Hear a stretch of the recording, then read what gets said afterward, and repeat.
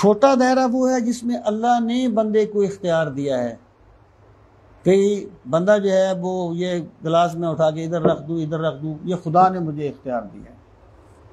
आप अपना बंदा नमाज पढ़े ना पढ़े, ठीक है, अल्लाह ने बंदे को इख्तियार दिया है। ये पहला दायरा है। दूसरा दायरा ये है, यहाँ बंदे के पास कुछ इख्तियार है और कुछ इख्तियार नहीं है। मसलन एक तालिब इल्म जो है उसके पास ये तो इख्तियार है कि वो मेहनत करे या ना करे। मुमकिन है एक तालिब इल्म बड़ी मेहनत करे, पूरा साल मेहनत करे, लेकिन इम्तहान की रात वो बीमार हो जाए। ये दूसरा दायरा है। तीसरा दायरा ये है, यहाँ बंदे को बिल्कुल कोई इख्तियार नहीं है।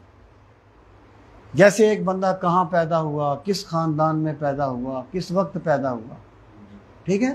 तो याद रखना यहाँ पे बंदे का इख्तियार ख़त्म हो जाता है, वहाँ से बंदे की तकदीर शुरू होती है।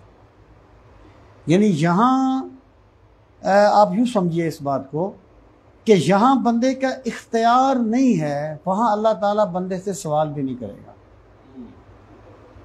अल्लाह ताला बंदे से ये नहीं कहेगा, हमसे ये नहीं कहेगा कि तुम अहद नबूवत में तुमने जिहाद क्यों नहीं किया था, क्योंकि ये हमारे इख्तियार में नहीं। अल्लाह ताला जितना बंदे को इख्तियार देता है उतना ही बंदे से सवाल करता है, समझे। यहाँ इख्तियार ख़त्म, वहाँ सवाल ख़त्म, ठीक है। इसलिए तकदीर को बेअमली का ज़रिया बना लेना, इसकी कोई लॉजिक नहीं होती। अगली बात यह है कि तकदीर की दो किस्में हैं।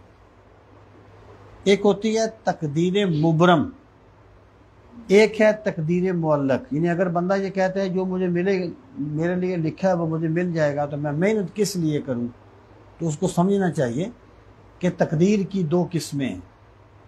एक तकदीर मुअल्लक है और एक तकदीर मुबरम है। तकदीर मुबरम वो है जो टलती नहीं है, यानी अल्लाह ताला ने अटल फैसला कर दिया है। ये अलग बात है कि मुकर्रबीन इलाही की दुआ से अल्लाह ताला उसे भी बदल देता है, लेकिन वो गैर मामूली बात होती है। तकदीर मुबरम जो है वो टलती नहीं। और तकदीर मुअल्लक वो है जिसे अल्लाह ताला किसी दूसरी चीज़ के साथ मुअल्लक कर देता है, मशरूत कर देता है। जैसे फरमाया व अंतुमुल आलौना इन कुंतुम मोमिनीन, कि अगर तुम ईमान वाले हो तो तुम ही सर बुलंद हो। मतलब क्या है कि अगर तुमने ईमान के तकाजे पूरे किए तो तुम्हारी तकदीर अजमत है, बुलंदी है, सर बुलंदी है।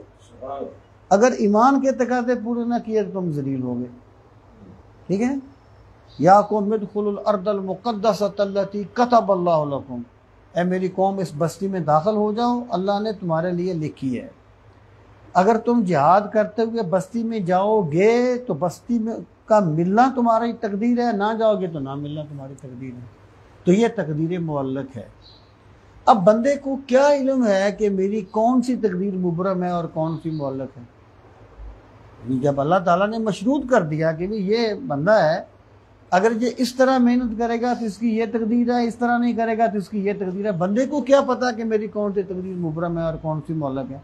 इसलिए तकदीर का बेअमली के साथ बिल्कुल कोई ताल्लुक नहीं है, बल्कि अल्लाह ताला ने बहुत यानी तकदीर को मुअल्लक भी कर दिया है। और बंदा उसके मुताबिक अल्लाह ताला ने लिख दिया कि जो फलां डॉक्टर के पास जाएगा तो शिफा पाएगा, नहीं जाएगा तो नहीं पाएगा। फलां दवाई खाएगा तो आराम आएगा, फलां नहीं खाएगा तो नहीं आएगा। तो इस तरीके से बंदे को चाहिए कि वो पूरी कोशिश करे, अल्लाह ने उसको जो इख्तियार दिया है, तब बंदा जो है वो अल्लाह ताला के अहकामात को मानने वाला होता है। ये बाकी चीज़ें इंशाल्लाह मैं अगले दर्स में इसको बयान करूँगा। तो आप ये बुनियादी चीज़ें दो तीन जो हैं वो याद रखें। अल्लाह ताला सबको अमल की तौफीक नसीब करे।